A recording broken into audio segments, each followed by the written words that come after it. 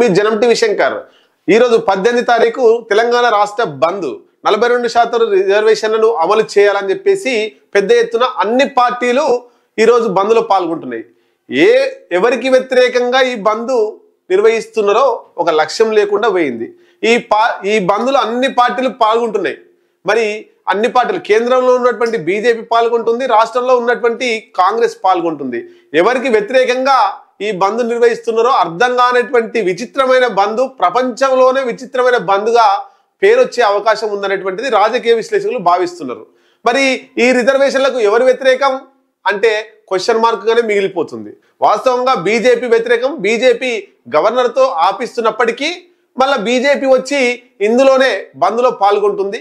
Congress party రాష్ట్రంలో అధికారంలో ఉండి కూడా పాల్గొంటుంది। అంటే దొంగే దొంగ దొంగ దొంగ అని అరుస్తున్నట్టు ఉంది। మొత్తం మీద ఈ బంద్ కాస్త రిజర్వేషన్ల కోసం కాదు, రాజకీయాల కోసమే ఈ బంద్ చేస్తున్నట్టు కనబడుతుంది। మరి ఈ బీసీలంతా కూడా ఒక్క దగ్గరనే ఉద్యమం చేస్తున్నారా, అన్ని పార్టీలు వచ్చి ఒక్క దగ్గరనే పెద్ద ఎత్తున బంద్ లో పాల్గొంటున్నారా అంటే బీజేపీ వాళ్ళు పాల్గొన్న కాడ కాంగ్రెస్ వాళ్ళు పాల్గొంటలేరు, కాంగ్రెస్ వాళ్ళు పాల్గొన్న కాడ కమ్యూనిస్టులు పాల్గొంటలేరు, కమ్యూనిస్టులు పాల్గొన్న కాడ బీజేపీ కాంగ్రెస్, అంటే ఒక్కొక్క పార్టీ నేతలంతా కూడా బీసీలు వాళ్ళ కింద పనిచేస్తున్నారు।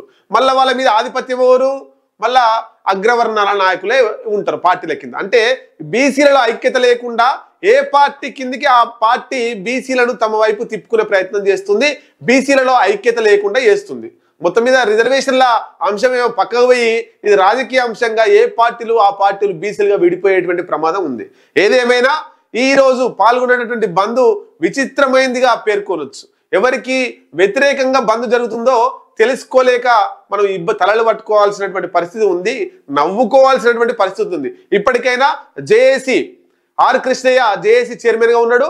ఆయన బీజేపీ పార్టీకి వెంటనే రాజీనామా చేసి బీజేపీకి వ్యతిరేకంగా ముందుకు పోవాల్సినటువంటి అవకాశం ఉంది, అవసరం కూడా ఉన్నది।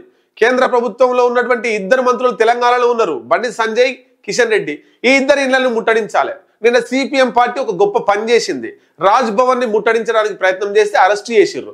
రాజ్ భవన్ గవర్నర్ రాజ్ భవన్ ఉంటాడు కాబట్టి రాజ్ భవన్ లో ఉండే వరకు ఈ తెలంగాణ ప్రజలలో 42% రిజర్వేషన్ల అంశం తెలియాలంటే గవర్నర్ కలవాల్సిన అవసరం ఉంది, రాజ్ భవన్ ను ముట్టడించాల్సిన అవసరం ఉంది। ఆ పని సిపిఎం చేసింది తెలంగాణ రాష్ట్రంలో।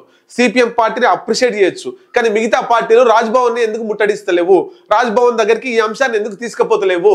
వెంటనే జాదుల శ్రీనివాస్ గౌడ్ కావచ్చు, ఈ ఆర్ కృష్ణయ్య కావచ్చు, వాళ్ళు మోస్తున్నటువంటి ఈ పార్టీల జెండాలు పక్కకు పెట్టేసి వాళ్ళు 42% రిజర్వేషన్ల కోసం రాజ్ భవన్ ను ముట్టడించాల్సిన అవసరం ఉంది। కేంద్ర మంత్రులైనటువంటి కిషన్ రెడ్డి అట్లాగే బండి సంజయ్ ఇండ్లను ముట్టడించాల్సిన అవసరం ఉన్నది। నమస్తే, నేను మీ జనం టీవీ శంకర్।